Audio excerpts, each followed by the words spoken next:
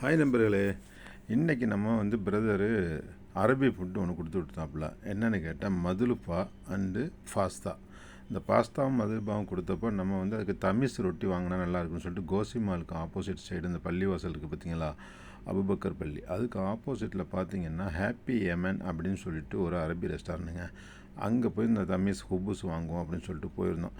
அங்கே போய் வாங்க போனோம்னா அங்கே அந்த ஒரு குப்பூஸ் ஒரு குப்பூஸ் 3 ரூபா. அங்கே அதெல்லாம் மீன்கள்லாம் அங்கேயே ஃப்ரெஷ்ஷாக வச்சுருக்காங்க. நமக்கு மீன் எந்த மீன் தேவையோ அவங்கள்ட்ட ஆர்டர் பண்ணால் போதுங்க, அவங்களே அங்கே அந்த கறி அது சம்மந்தமாக செஞ்சு கொடுக்குறாங்க.